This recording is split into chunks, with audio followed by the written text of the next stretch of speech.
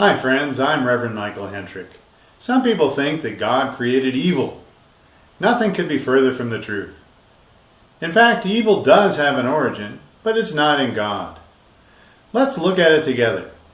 I'm referring to the Divine Principles Study Bible because it clearly brings out the truth of this question, as well as for so many other issues and important questions in the Bible.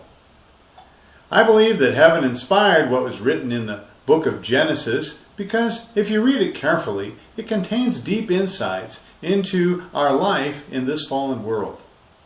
In the book of Genesis, we see that when the first two human beings were young, God felt that everything He had made was beautiful and holy. Everything was good. The first people were naturally and innocently naked and felt no shame of any kind. Then, according to the story, a so-called serpent twisted God's words to the first human beings and convinced the woman to go against God's instructions to them. God had said to them, "Don't eat of a certain special fruit." Now let's stop right here. This is not the little children's story that you might have thought. First of all, the so-called serpent in this story was clearly identified in Revelations 12:9 as a leader of angels who rebelled against God and was kicked out of heaven. He is also called the deceiver of the whole world. An oracle in the book of Isaiah further names this leader of angels as Lucifer. Since everything God had made was good until this time, that means that Lucifer was a good angel who betrayed God and lied to Eve. But the lie was only the beginning. There was far more to it than that. After he lied to Eve about the forbidden fruit, she betrayed God and ate. What did this really mean? The key to this story is that they were originally naked and had no shame.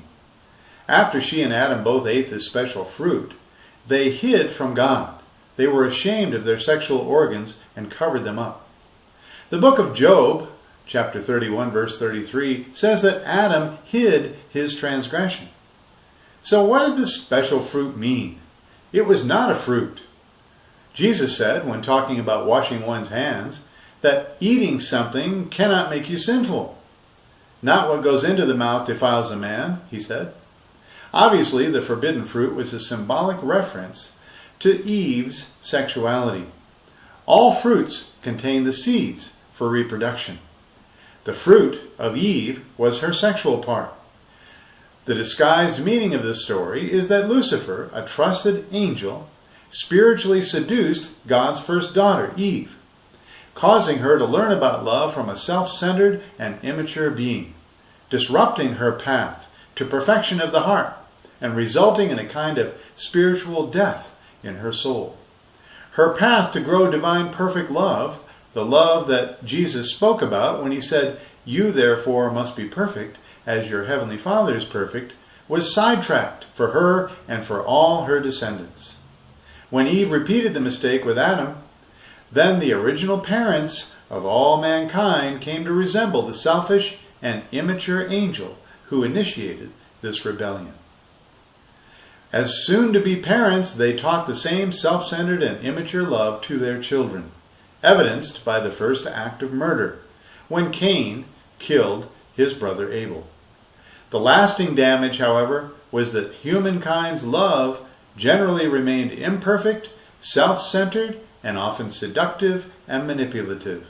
And every subsequent generation of human beings after them suffered from the same weakness and distortion of God's true love. Not until the last Adam came, as Jesus was called by St. Paul in 1 Corinthians 15:45, did humanity ever get a glimpse of what the full and pure love of God looks like in a human being. Evil, caused primarily by the lack of true love, came into being not by God's doing, but by man's own mistake in the very beginning of human history. It was not God's fault. In fact, he was deeply disappointed, as he expressed in Genesis 6:6, when he said he was sorry that he made man on the face of the earth, and it grieved him in his heart. God had planned and expected his first human children to develop mature hearts, filled with his own pure love and divine true love, expressed that true love in their sacred sexual union, and become divine parents, conveying God's true love to their children, generation after generation, until today. Evil was not part of the plan. There are many other fascinating and important details that I could go into about this story, but this is enough for now. I love this Divine Principles Study Bible. It makes this issue and many others clear and easy to understand. You can find the Divine Principles Study Bible on Amazon.com or on Facebook. God bless you, and thanks for watching.